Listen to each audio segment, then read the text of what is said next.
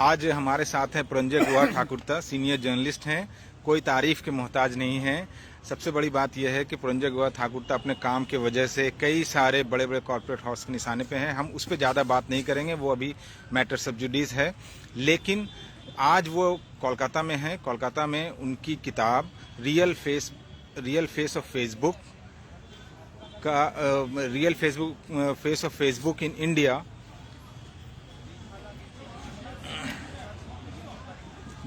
Sorry, मैं आपको दिखा देता हूँ जी। ये है बांग्ला जी। ये है हिंदी जी। यस।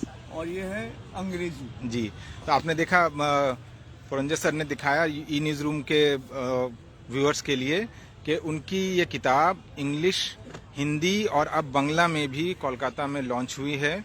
हम उनसे ख़ास बात ये जानना चाहेंगे कि फेसबुक का यूज़ और मिसयूज़ इलेक्शन के दौरान किस तरह से होता है, हम उनसे समझने की कोशिश करेंगे। पहला बात यह है कि जब आप फेसबुक की बात करते हैं, ये सिर्फ फेसबुक नहीं, क्योंकि फेसबुक के साथ व्हाट्सएप है और इंस्टाग्राम। यस। आज भारतवर्ष में, और क्यों भारतवर्ष के अलग अलग देशों में हम देख रहे हैं ये व्हाट्सएप और फेसबुक का दुरुपयोग हो। ये जो सामाजिक माध्यम में झूठा खबर, गलत खबर, अर्धसत्य खबर, सूचना ऐसा है जो घृणा भरा सूचना है, इसका वितरण हो रहा है। और इसका बहुत सारे कारण हैं।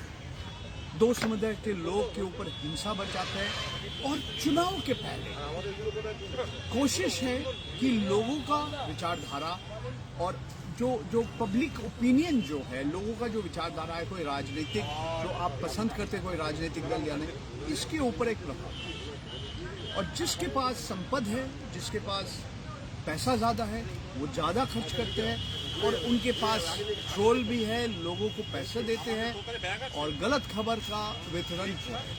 हम देख रहे हैं कि पिछले कुछ सालों में भारतवर्ष में हर हिंदू मुसलमान दंगा के पीछे एक व्हाट्सएप का पोस्ट या एक फेसबुक का पोस्ट। हम देख रहे हैं किस तरह से फेसबुक का एक वरिष्ठ अधिकारी आखी दास को इस्तीफा देना पड़ा, क्योंकि उनका अंदर का जो सूचना आया है, ईमेल आया है, उसमें ये साफ लिखा हुआ है कि जिस तरह से टी राजा सिंह जो विधायक है तेलंगाना विधानसभा के, जिस तरह से कपिल मिश्रा जिसके बारे में आप सब जानते हैं, वो भी एक समय एक विधायक थे और एक केंद्रीय मंत्री भी थे, अनंत कुमार हेगड़े। इनकी घृणा भरा सूचना फेसबुक ने नीचे लिखा और आखिदास ये भी कहा कि ये हमारा कारोबार के लिए खराब है, हमारा बिजनेस के लिए खराब है। ये सब मैं नहीं कह रहा, ये जाने माने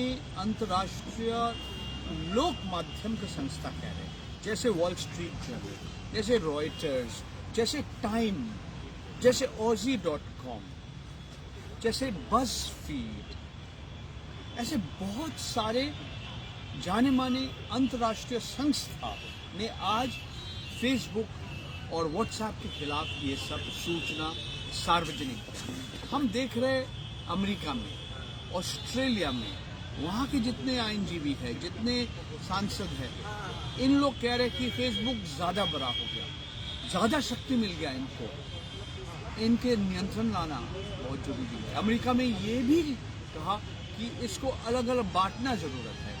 तो एक तरह से जो हो रहा है पूरे विश्व में, हमारे देश में हम देख रहे हैं कि चुनाव के पहले कोशिश है और सबसे ज़्यादा दुरुपयोग करते हैं, मैं समझता हूँ, दक्षिणपंथी राजनीतिक दल और राजनीतिक शक्ति। और यही हो रहा है आज पश्चिम बंगाल में हो रहा है और भारतवर्ष के अलग अलग राज्य में हो रहा है और विश्व के अलग अलग देशों में भी हो रहा है। जी। आपके साथ में बुक लॉन्च में जवाहर सिरकर भी आए थे। उन्होंने एक सॉल्यूशन में एक बात कहा है, बहुत छोटे शब्दों में, ऑक्युपाई फेसबुक, ऑक्युपाई व्हाट्सएप। हाँ, आप कितना एग्री करते हैं और आप क्या सॉल्यूशन समझते हैं? फेसबुक का जिस तरीके से विस्तार है, फेसबुक जिस तरह के नफरत का बाजार का एक बड़ा केंद्र बन चुका है, उसका सोल्यूशन आप क्या समझते हैं? देखिए, आसान से ये समस्या का समाधान आपको नहीं होगा और इतना आसान सॉल्यूशन भी नहीं है। जवाहर सरकार जी ने अच्छा कहा, इसको ऑक्यूपाई किया, मगर जो जिसके खिलाफ आप लड़ रहे हैं, इनका क्षमता है, क्योंकि इनके पास पैसा का बल है और इनके खिलाफ अगर आपको लड़ना है तो ठीक है, आपका तो लोग का जरूरत है। देखिए, ये जितने सारे सोशल मीडिया प्लेटफॉर्म है, ये पूरा जो इंटरनेट का जो माध्यम है, एक दो धारा तलवार है। आपको मदद भी कर सकते हैं, आपका नुकसान भी कर सकते हैं। और आपके खिलाफ जो कह रहे हैं, इनके खिलाफ अगर आपको लड़ना है, सामने बहुत बड़ा चुनौती है। मैं नहीं कह रहा हूँ कि लड़ना नहीं चाहिए, क्योंकि मगर चुनौती है। ये जानबूझ के आपको जाकर जो करना है वो आप कीजिए। और मैं कह रहा हूँ कि सबसे ज़्यादा ज़रूरत है कि जो आम व्यक्ति है, जो आम नागरिक है, उनका जागरूकता, ये बहुत ज़रूरी है। क्योंकि अगर आप सब कुछ जो व्हाट्सएप पे आ रहे विश्वास करना शुरू कर देते हैं, तो जैसे रवीश कुमार जी ने कहा, आपका शिक्षा हो रहा है व्हाट्सएप विश्वविद्यालय में, व्हाट्सएप आप जैसे मैं जैसे लोग का हमारा सौभाग्य नहीं है कि अच्छे शिक्षक के पास हमें शिक्षा मिला, हमें अच्छा एक शिक्षा संस्था में, कई स्कूल में, कई कॉलेज में हमें शिक्षा मिला, तो हम समझते हैं कि जो अब व्हाट्सएप में आता है वही हम विश्वास करेंगे। और ये है हमारा विश्वविद्यालय बन गया। और ये अत्यंत दुख के बाद हमारे देश में करोड़ों युवाओं हैं जो आज व्हाट्सएप में जो भी आता है, घृणा भरा खबर आता है, विश्वास करना शुरू होता है। मैं एक उदाहरण देता हूँ। कुछ 3-4 साल पहले मेरा एक रिश्तेदार ने आके हमें बोला, मौसा जी, मैंने पढ़ा कि हर मुसलमान आतंकवादी नहीं है, मगर हर आतंकवादी मुसलमान है। तो मैंने उनसे सवाल उठाया कि कौन बताया ऐसा? आपने प्रज्ञा सिंह ठाकुर का नाम नहीं सुना? आपने अलग अलग जो आरोप है, गौरी लंकेश को कौन माना आपको? बोलो मौसा जी, हमने ये सारी चीज व्हाट्सएप में। तो आज इस तरह से व्हाट्सएप का दुरुपयोग हो रहे, भारतवर्ष का एक माहौल बदल गया, जिसमें एक समुदाय के लोग दूसरे समुदाय के लोग को घृणा कर रहे, शत्रु मानते हैं। और हमारे देश में जो धर्म निरपेक्षता है, जो हमारे देश का संविधान में लिखा हुआ है, ये इन लोग मानने के लिए तैयार नहीं। और ये अत्यंत दुख की बात है कि इन लोगों के लिए ये व्हाट्सएप, ये फेसबुक एक तरह से एक हथियार बने। ये गलत खबर, घृणा भरा खबर का वितरण करना, और इसके खिलाफ अगर लड़ना है, सिर्फ ऑक्यूपाई व्हाट्सएप और ऑक्यूपाई फेसबुक ने आपका जागरूकता, हर व्यक्ति को जागरूक होना बहुत जरूरी है। पुरंजे सर वैसे पत्रकारों में से हैं, गिने चुने पत्रकारों में से हैं, जिन्होंने अपने काम को हमेशा बहुत अच्छे से अंजाम दिया। उसके वजह से उनको कई सारे मुकदमे झेलने पड़ रहे हैं। लेकिन अभी हाल के दिनों में किसान आंदोलन के वक्त में सिंपल ट्वीट वगैरह करने के नाम पे भी बहुत सारे पत्रकारों पे केस हुए हैं। आज की स्थिति यह है, ई न्यूज़ रूम भी, पुरंजे सर भी कहीं ना कहीं न्यूज़ क्लिक से जुड़े हुए हैं। पहले न्यूज़ क्लिक और फिर उनके कई सारे डायरेक्टर्स, एडिटर के ऊपर रेड्स हुए, और जिसमें इन्फोर्समेंट डायरेक्टर की रेड हुई। जिस समय हम लोग अभी इस वक्त बात कर रहे हैं, 5 दिन हो गए जी, फिर भी चल रहा है, जी, सप्पा चल रहा है जी सरकार का जी। तो मैं समझता हूँ एक तरह से ये जो संस्था है, इनका भी दुरुपयोग हो रहा है। और आपने जैसे सवाल उठाया, आपने सवाल नहीं उठाया, फिर भी मैं जो कहना चाहता हूँ ये है जी कि आज जो भी भारतीय जनता पार्टी, राष्ट्रीय स्वयंसेवक संघ, हमारा माननीय प्रधानमंत्री नरेंद्र मोदी जी, हमारा माननीय गृह मंत्री अमित शाह जी के खिलाफ जो भी कुछ कहेंगे, वो सब लोग देशद्रोही बन जाएंगे। मैं देशप्रेमी हूँ और मैं गर्व के साथ कह रहा हूँ, मैं देशप्रेमी हूँ। आप हमें क्यों देशद्रोही बना रहे हैं? आज एक के बाद है वरिष्ठ पत्रकार जैसे मृणाल पांडे जी, जैसे जफर आघा जी, जैसे राजदीप सरदेसाई जी, ये कारवान का विनोद जोश, अनंतनाथ, सबको इनके खिलाफ कोई किसी ने इधर उधर लगा दिया देशद्रोह का आरोप।